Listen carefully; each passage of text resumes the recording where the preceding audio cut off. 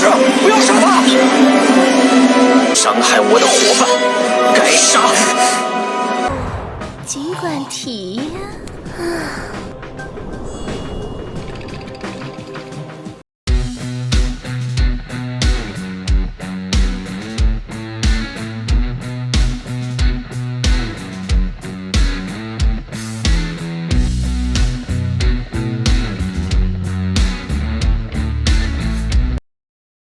Halo guys, balik lagi bersama Mimin di channel Bumbu Film. Dan kali ini Mimin akan menceritakan film lanjutan dari Soul Land untuk episode terbarunya. Bagi kalian yang belum nonton video-video sebelumnya, kalian bisa cek di deskripsi. Dan jangan lupa untuk subscribe dan menekan tombol lonceng bagi kalian yang belum, agar kalian tidak ketinggalan video-video terbarunya. Mari, duduk dengan santai, jangan lupa cemilannya, karena kita akan langsung ke alur ceritanya. Di episode kemarin, Tang San akan mengajarkan Ji Xiang untuk membangunkan kekuatan jiwanya. Namun, Tang San meminta Ji Xiang agar menjadi murid dan bergabung ke sekte Tangnya terlebih dahulu. Ji Xiang pun bersedia menjadi murid dan bergabung ke sekte Tangnya. Seketika itu, Tang San memberikan Raja Ginseng yang berumur 10.000 tahun untuknya dan meminta untuk langsung memakainya. Dan Raja Ginseng itu sebelumnya ia dapatkan dari lembah api dan air milik Tuan Du Gubo. Raja Ginseng ini sangat berguna untuk Ji Xiang karena bisa meningkatkan pondasi kekuatan jiwanya. 老师，以后你就是唐门之人，给，直接吃了它。北京血龙参万年九品参王效力，虽然价值。 Tak selang berapa lama, Ji Xiang pun memakainya. Dan Tang San langsung menyalurkan kekuatan jiwanya ke dalam tubuh Ji Xiang. Di keesokan harinya, Ji Xiang sudah berlatih dan berhasil membangunkan kekuatan jiwanya. Ia pun sangat senang dan memberitahu kepada Tang San kalau ia berhasil melakukannya. Ia pun berterima kasih kepadanya. Beberapa waktu kemudian, mereka berjalan-jalan dan Tang San menanyakan tentang sosok pemimpin bajak laut Mutiara Ungu. Dan ternyata Ji Xiang cukup akrab dengan pemimpin bajak laut tersebut. Ia mengatakan kalau pemimpin bajak laut Mutiara Ungu sangat baik dan suka menolong nelayan miskin dan membantunya. Lalu Tang San menanyakan tentang Kapten Haidir kepadanya. Ji Xiang pun menjawab kalau Kapten Haidir telah membawa Master Bajak Laut untuk bergabung dengan grup Bajak Laut Mutiara Ungu. Dan mereka selalu berlagak sombong.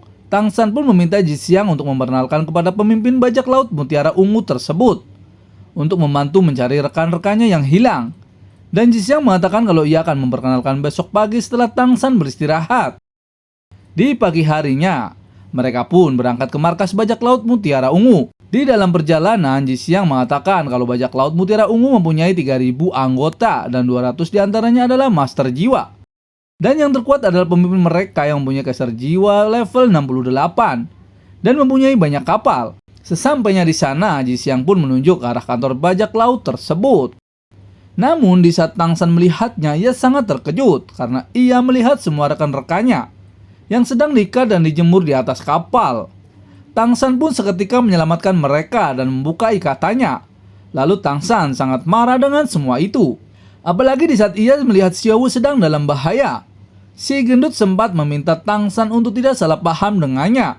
Namun ia langsung menghampiri Xiao Wu yang sedang dalam bahaya itu. Di saat Tang San akan menyerangnya, ia pun sangat kaget.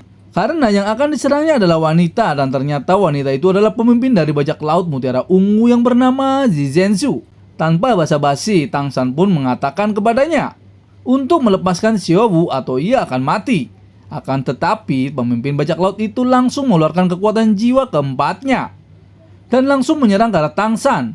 Lalu Tang San mengeluarkan kemampuan jiwa rumput perak birunya dan kemampuan jiwa kelimanya yaitu tombak Kaisar Perak Biru dan membuat pemimpin Bajak Laut itu terluka.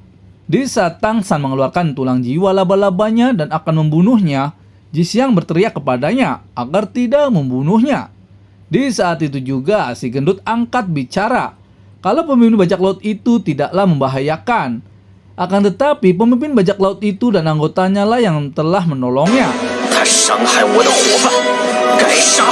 紫珍珠团长没有伤害我们，不，他把我们绑在外面，是为了借日光。到底是怎么回事？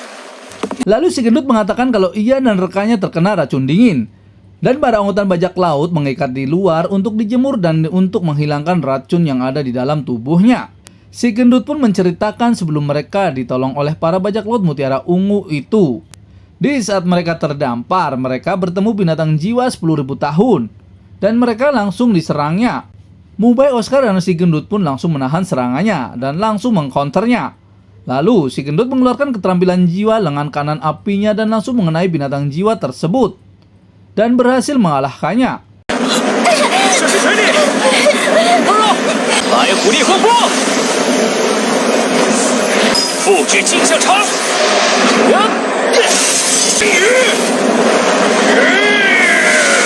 炎右臂之魂虎技能。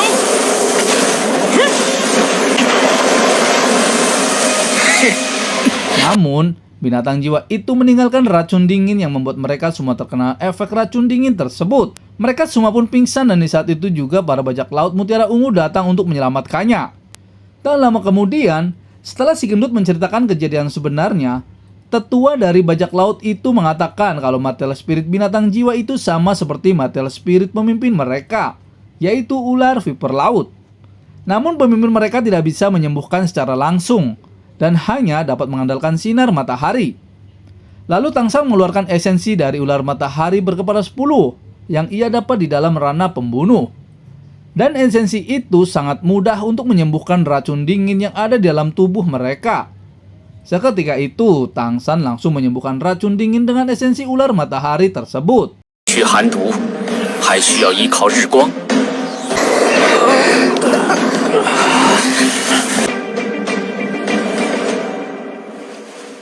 Mereka pun semua sembuh seketika.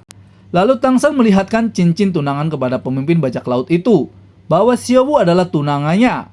Namun, pemimpin bajak laut itu mengatakan kepada Tangshan, kalau ia tunangannya kenapa ia tidak bisa menjaganya. Tangshan pun hanya terdiam, karena ia merasa bersalah. Lalu, pemimpin bajak laut itu meminta Tangshan untuk bertaruh. Kalau Tangshan menang darinya, ia akan mengembalikan Xiaowu. Namun jika Tangshan kalah, Xiaowu akan tinggal bersamanya. Tangshan pun tidak mau bertaruh kalau taruhannya adalah Xiaowu. Ia meminta taruhannya adalah Tangshan akan memojokkan dirinya tanpa kekuatan jiwa. Dan pemimpin dari bajak laut itu bebas dengan semua kemampuan jiwanya. Dan dalam sebatang dupa, jika Tangshan bisa menangkapnya, maka Tangshan akan menjadi bos mereka. Dan jika Tangshan kalah, ia pasrah untuk melakukan apa saja yang diinginkan pemimpin bajak laut itu. 江内，如果我再次抓住你，就算我赢，任你处置，如何？ 做梦！ Pemimpin dari bajak laut itu pun setuju dengan taruhannya. Tangshan pun menyalakan dupa dan permainan segera dimulai. Ia pun lari dan Tangshan akan mengejarnya tanpa mengeluarkan kekuatan jiwanya. Namun di saat Tangshan akan mengejarnya, semua anggotanya menahan Tangshan agar ia tidak bisa mengejar pemimpin mereka. Lalu Tangshan mengeluarkan teknik senjata tersembunyi sakte tangnya dan langsung melumpuhkan mereka semua. Dan Tangshan pun langsung mengejar pemimpin bajak laut tersebut. 唐门暗器手法白解。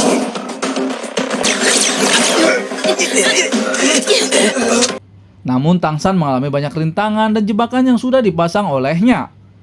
Tangshan menggunakan bidang perak birunya untuk mengunci posisi dari pemimpin bajak laut tersebut. Tangshan pun bertemu dengan para anggota bajak laut dan langsung menyerang ke arah Tangshan. Namun Tangshan dengan mudah mengalahkannya.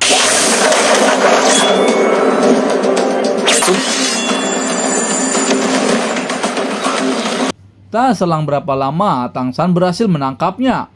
Namun di saat Tangshan melihatnya, ternyata yang ditangkap bukanlah pemimpin dari bajak laut itu, melainkan anggotanya yang menyamar. Di sisi lain, pemimpin dari bajak laut itu pun sedang bersantai di tepi laut, karena mengira Tangshan tidak mungkin bisa menangkapnya. Di saat itu juga, Tangshan pun menghampirinya. Pemimpin dari bajak laut tersebut pun sangat terkejut melihatnya. Ia pun langsung melarikan diri dan Tangshan langsung mengeluarkan keterampilan tulang jiwanya dan langsung menyerangnya. Pemimpin bajak laut itu mengeluarkan kemampuan jiwa yang keenamnya, yaitu penjara ular laut. Tangshan terjebak oleh serangan pemimpin bajak laut itu. Lalu pemimpin bajak laut itu langsung menyelam ke dalam lautan supaya Tangshan tidak bisa mengejarnya lagi dan dikalahkannya. 死的！第六魂技，幽灵蛇域。小子，你输了。 Di sisi lain, dari kapal bajak laut Mutiara Ungu, anggota dari mereka sangat senang karena Tangshan mengira sudah kalah dan tidak bisa mengejar dari pemimpin mereka. Tak selang berapa lama, Tang San pun datang dan menghampirinya. Ji Xiang dan rekan-rekannya pun sangat senang melihat Tang San sudah kembali. Lalu Tang San mengeluarkan bidang segitiga birunya yang di dalamnya ada pemimpin bajak laut yang ia tangkap.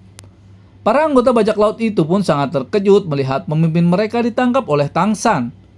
Tang San mengatakan kalau ia menangkap dengan keterampilan kedua bidang segitiga birunya.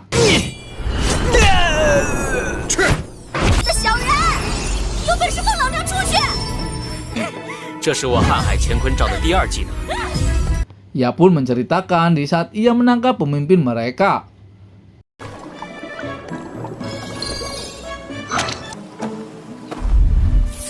Pemimpin bajak laut itu pun dibebaskan olehnya dan ia mengakui kekalahannya. Lalu mulai sekarang Tang San lah yang menjadi bos dari anggota bajak laut Mutiara Ungu itu.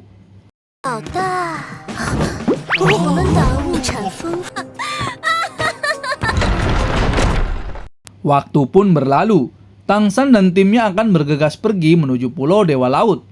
Lalu Ji Xiang mengatakan kalau ia berasal dari Pulau Dewa Laut itu. Dan kalau mau tinggal di Pulau Dewa Laut, dia harus bisa lulus ujian dari Dewa Laut. Namun Ji Xiang dilahirkan tanpa kekuatan jiwa dan sangat mustahil untuk lolos dari ujian tersebut. Dan ia dikirimkan ke bajak laut Mutiara Ungu oleh orang tuanya dan menitipkan ke pemimpinnya. Ji Xiang juga mengatakan kepada Tang San dan timnya untuk jangan pergi ke Pulau Dewa Laut karena banyak peraturan yang dibuat oleh pemimpin Dewa Laut itu. Nona Zhenzu juga mengatakan kalau menang dalam ujiannya, Tang San dan timnya pun harus tetap tinggal dan melayani Dewa Laut dan takkan bisa pergi seumur hidupnya. Mereka pun semua terkejut mendengarnya. Mu Bai pun mengatakan, apakah di dunia ini benar-benar ada Dewa Laut? Ji Xiang pun menjawab, kalau di pulau itu benar-benar ada Dewa Laut. Dan ia juga mengatakan kalau leluhur agung Dewa Laut mempunyai kekuatan yang tak terbayangkan. Tang San pun teringat di saat pamannya mengatakan kalau leluhur agung bisa menggunakan kekuatan laut untuk kepentingannya sendiri. Kecuali ada Master Jiwa level 100 yang bisa mengalahkannya. Bahkan kakeknya yaitu Tan Sen yang mempunyai level 99 juga masih dikalahkannya. Tang San juga mengatakan kalau ia harus tetap pergi ke Pulau Dewa Laut untuk mencari pengalaman. Dan ia percaya dengan apa yang disebutkan oleh Ji Xiang. Kalau Dewa Laut itu ada dan nyata, kemungkinan Dewa Laut itu adalah seorang master jiwa yang sudah menembus batasannya dan bisa mengendalikan laut yang ada di dunia. 当一个人的力量达到无人能及的高度时，极限的海魂师能充分调动世间所有力量。 Dan mereka juga ingin menjadi master jiwa yang tak tertandingi. Nona Zuzhen juga mengatakan kalau ia akan memberi Tang San dan timnya tumpangan. Beberapa waktu kemudian, Nona Zuzhen mengantar mereka untuk pergi ke Pulau Dewa Laut. Dan ia tidak bisa mengantar sampai tujuan karena takut melanggar keagungan Dewa Laut jika terlalu dekat. Ia juga mengatakan kalau di perairan Pulau Dewa Laut banyak binatang jiwa laut yang kuat. Dan kapal yang didekati akan diserangnya. Lalu Ji Xiang mengatakan kalau binatang jiwa hantu hiu putih itu adalah binatang jiwa laut yang sangat agresif. Bahkan jika hanya umur 1000 tahun, bisa bersaing dengan binatang jiwa laut berumur 10.000 tahun. Dan raja dari iblis hantu putih itu adalah tunggangan Dewa Laut. Dan kecepatan iblis hiu putih itu lebih cepat dibandingkan dengan raja dari hiu iblis paus laut dalam yang Tang San temui. Dan tidak ada yang bisa melarikan diri dari serangannya. Lalu Tang San mengeluarkan harta karun kapal yang ia dapat di pelelangan dan akan digunakan sebagai kapal untuk menuju Pulau Dewa Laut. Karena hampir tiba di Pulau Dewa Laut, Tang San dan timnya berpindah kapal. Tang San dan timnya pun berpindah kapal. Dan ia menaiki kapal Dragon Abyss tersebut.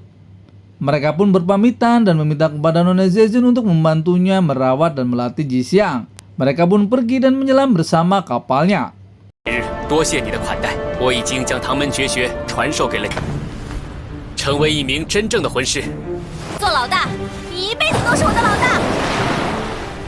Mereka pun pergi bersama kapalnya ke Pulau Dewa Laut. Di dalam perjalanan, mereka bertemu dengan binatang jiwa 10.000 tahun. Tang San pun memilih menghindarinya dengan menggunakan kekuatan jiwa pertamanya dari segitiga birunya, yaitu benteng pelindung lautan luas. Para binatang jiwa laut itu pun seketika pergi. 第一技能，瀚海护身罩。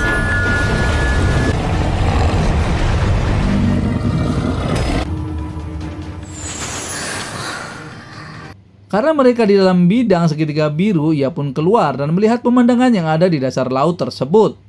Lalu Tang San berjalan di bawah laut bersama timnya menggunakan bidang segitiga birunya. Dan bagaimana kelanjutan filmnya kita akan bahas di episode berikutnya ya. Terima kasih semuanya.